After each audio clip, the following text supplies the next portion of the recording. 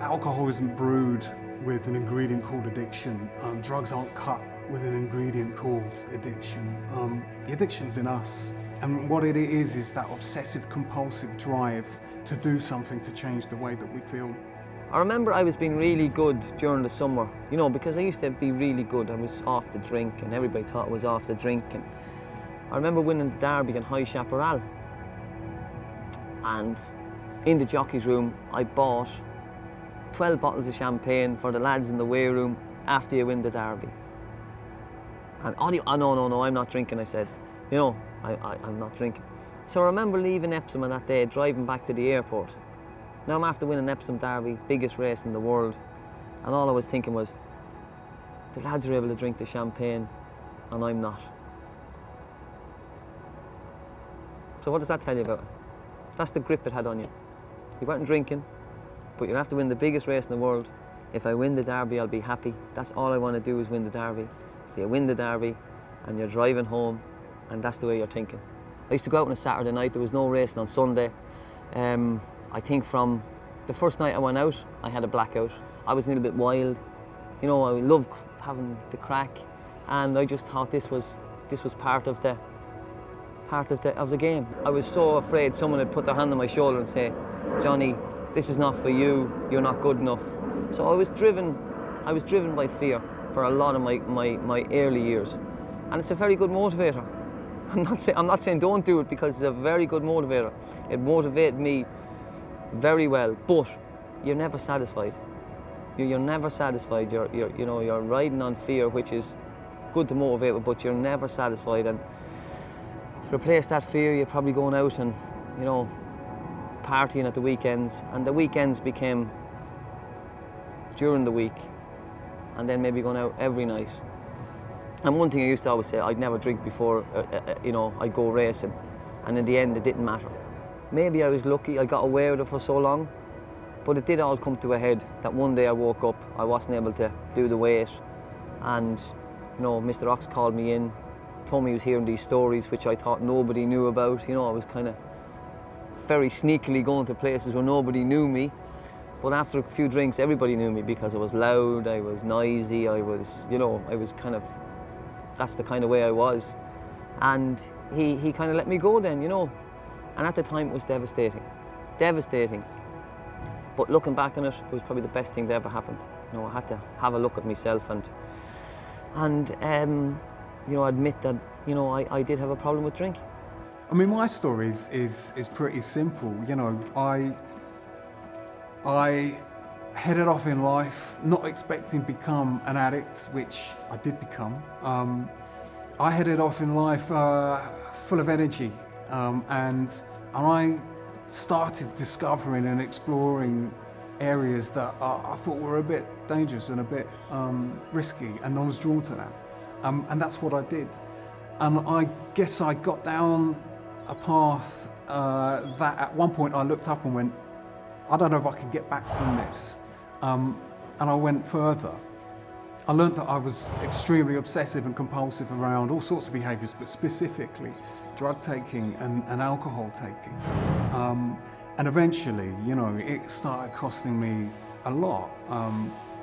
Relationships, jobs, criminality. I nearly died a couple of times. And really, when things got so painful, that was the time where I knew I needed to explore different ways of approaching life. And essentially all I did was I began to learn from other people who had found out how to find recovery from addiction. And I engaged with and explored all sorts of services, professional services, self-help groups. And I did a bit of homework and I made a decision that that's the way I wanted to go. And I wanted to find a different way to live. And essentially, that's what I did. If it's costing people work, jobs, if it impacts on relationships, if it impacts on the ability to keep a home, if there's legal issues, medical issues, mental health issues, all of those things, I guess, are symptoms of that response to life becoming problematic, and that could be the time to then start exploring what help is available. If I'm able to be heard, if I'm able to say somewhere safely, this is how I'm feeling, then that's half of the battle, or half of the challenge I have as a person, is to be heard. You're nearly always the last one to know that you have a problem with the drink. People are telling you all the time, you know, but it's a very thin line, and you know, the word alcoholic, it's a terrible fucking word to have, isn't it? But like, it's just a person who can't control their drinking. That if you pick up that drink, that first drink, you can't, like, very simple for me, if I pick up that first drink, I cannot guarantee my safety or anybody around me. And that's a shocking way to be. Well, my mother used to say, when she'd get a call from me at night, you know, I used to give her a ring maybe 2:30 in the morning. She said, like, that was it, she wouldn't be able to sleep for the rest of the day. My dad was the same. He was so proud of me, what I'd have to do. And then, like, he said, you know, he says, you're just throwing it all away, you know, that kind of way. You know, the mornings after was the killers. That's what got me in the end. You know, the mornings after, the thoughts of the people you let down, you promised them so much. I went to speak to this doctor up in St. Patrick's, which is, you know, for alcohol abuse. And he said to me, you know, I was blaming it on my weight and the pressure I was under. And he says, give up the drink. Just give up the drink for 2 weeks. I says, that's easy, sure, that's no problem. No, he says, just give up the drink for 2 weeks, if it's easy, you know. So after a week, I went out for a few drinks and woke up one morning and said, listen, I need to do something about it. So I signed myself into St. Pat's for 6 weeks. That's when I first realised that I had a problem. I went in there and I didn't know what was wrong with me at the time. You know, I had a house, I had a car, I had plenty of money, I had a nice girlfriend, but I didn't know what was wrong with me. So they identified in there that, you know, you have a problem with the drink, Johnny. You know, just give up the drink and everything will be okay. And I went in there for 6 weeks, loved every minute of it. You know, listen, don't get me wrong, it's a bit harrowing when you wake up and you're in a bed and you've been treated for alcohol. You know, and you're going to counselling and you're only 21, your life has ended. So I had a great counsellor there, and after 6 weeks she says to me, Johnny, you've done brilliant, you've done all the courses, but she says, I'm just worried that you'll think you're cured. This is an ongoing process, you know, don't be thinking you can never do it again. You know, the system here is one day at a time, so just today, do the best you can today. It's not forever and ever. Oh, I says, no problem. I says, I have this cracked, you know, I have this cracked. And you know, for 10 years, I never got 1 year kind of sober. For the next 10 years. I might get 9 months, I might get 11 months, I might get 6 months, but I was never sober. You know, I'd say I deserve a night out. And I'd go out for a night out, have a few drinks, wake up the next morning, and I think that's what got me in the end. I went to Dubai, and I had a job in Dubai. And of course, I said to her, my wife, I said, I'll go over early, I'll get the apartment ready, I'll make sure everything's okay before you come over. So I go back to Dubai. I stay on the 10th floor in the Trade Centre apartments. And I walked up and I walked out on the balcony, and I just kind of said, they'd be better off without me. You know, wasted 10 years. You know, now, and in those 10 years, I rode Derby winners, Royal Ascot winners, but I was never satisfied. There was something missing in my life. So thankfully, in looking over the balcony, something happened to me. And I just got down on my knees and I said, please God help me, something's wrong with me. And that was the turning point in my career. You will not reach your true potential drinking and drugging. You can't. You'll get so far, and there might be times of brilliance, but I think if you look back in my last 15 years of my career, I was consistently good. Whether it was Roscommon on a Monday, Royal Ascot on a Saturday, the Curragh on a Sunday, that's what I wanted to bring into my life. And as I said before that, there was glimpses of brilliance. I might have been brilliant for one day, but I wasn't consistent as a person and consistent in my job. I'm not saying don't drink, do drink, don't do this, don't do that, but there's a lot of drug testing now, there's a lot of alcohol testing now, so there is no, you won't be getting away with it.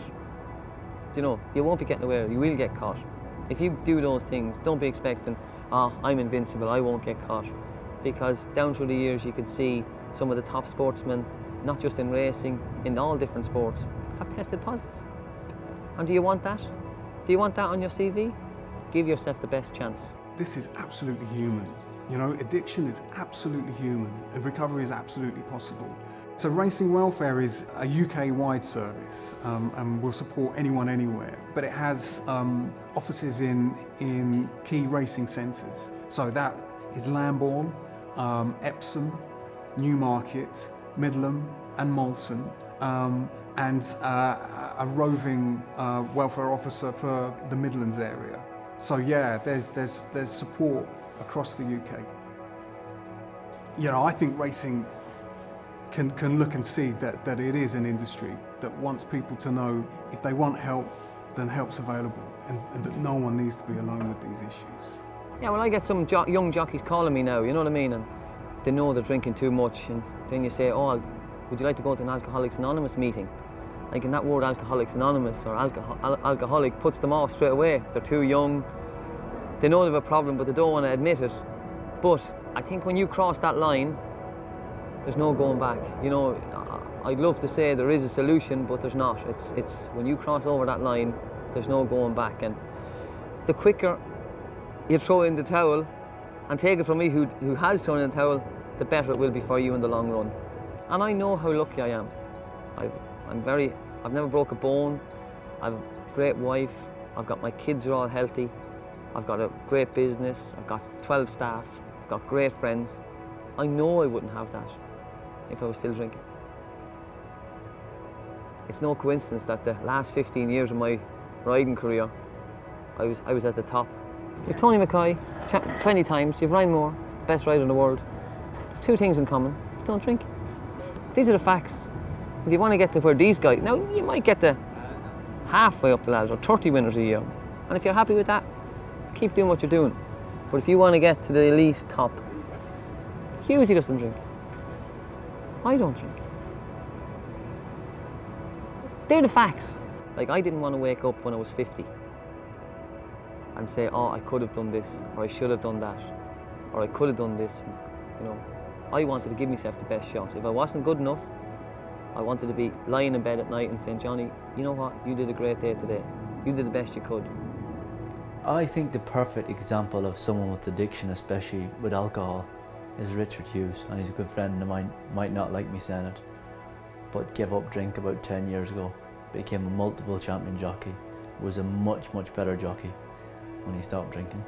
Might not admit it himself, but statistics will tell you that he was by far a more successful jockey than when he gave up alcohol, and I don't think that's a coincidence. I don't think that it's a coincidence. He went out most days with a much clearer head and a much more professional manner. I didn't believe I could get clean, but here I am, proof that it's possible. 15 years I've been clean from all mood-altering substances, so alcohol, cannabis, amphetamine, cocaine, crack cocaine, heroin, opiates of any sort, nothing, you know, because this is the truth. I'm a human. I don't need any of those things. I don't. I'm like these horses, you know, we're all mammals. We don't need nicotine or alcohol or opiates. We need one another.